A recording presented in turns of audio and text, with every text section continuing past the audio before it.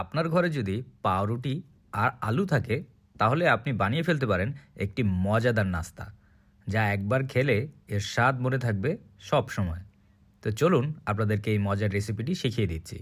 প্রথমে একটি বাটিতে নিয়ে নিব সেদ্ধ করা আলু। একটি কাঁটা চামচের সাহায্যে আমি সবগুলো আলুকে থেতলে নিব। আপনারা কে কোথা থেকে আমার এই ভিডিওটি দেখছেন অবশ্যই কমেন্ট করে জানাবেন, আমি আপনাদের সবার কমেন্টের উত্তর দিব। এখন আমি দিয়ে দিব পেঁয়াজ, তার সাথে দিয়ে দিব কাঁচামরিচ, এরপর দিয়ে দিব সামান্য ধনিয়া পাতা, লবণ। এরপর সবগুলোকে একসাথে ভালোভাবে মিক্স করে নিব। মিক্স করার সময় অবশ্যই খেয়াল রাখবেন যাতে কোনো অংশ বাদ পড়ে না যায়, সবগুলো উপকরণ একসাথে ভালোভাবে মিক্স হয়ে যায়। এখন আমি নিয়ে নিব 2 পিস পাউরুটি। এরপর এই পাউরুটির গায়ে এই আলুর মিশ্রণটি ভালোভাবে লাগিয়ে নিব।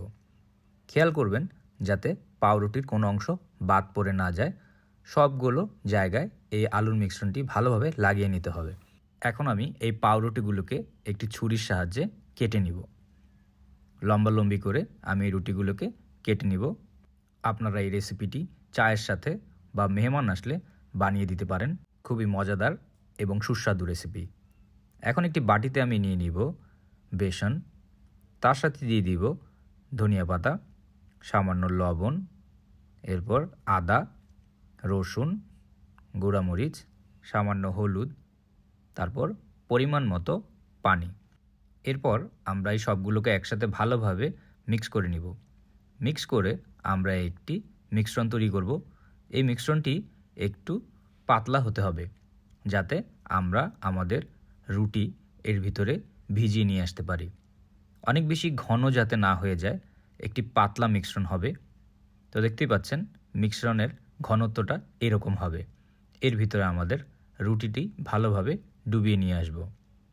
হয়ে গেলে আমরা এই রুটিকে মিডিয়াম গরম তেলের ভিতরে ছেড়ে দিব। আমি আরও একটি রুটি এই মিশ্রণে ডুবিয়ে নিচ্ছি, তাহলে আপনারা ঘনত্বটা ভালোভাবে বুঝে নিতে পারবেন। তারপর আমি আবার এটিকে গরম তেলে ছেড়ে দিব।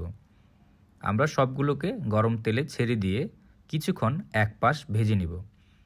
কিছুক্ষণ এক পাশ ভাজা হয়ে গেলে আমরা সবগুলো রুটিকে উল্টে দিব। উল্টে দিয়ে আমরা অন্য পাশ কিছুক্ষণ ভাজব। আমরা ততক্ষণ পর্যন্তই ভাজতে থাকব যতক্ষণ পর্যন্ত এর গায়ের রং ব্রাউন কালার না হয়ে যায়।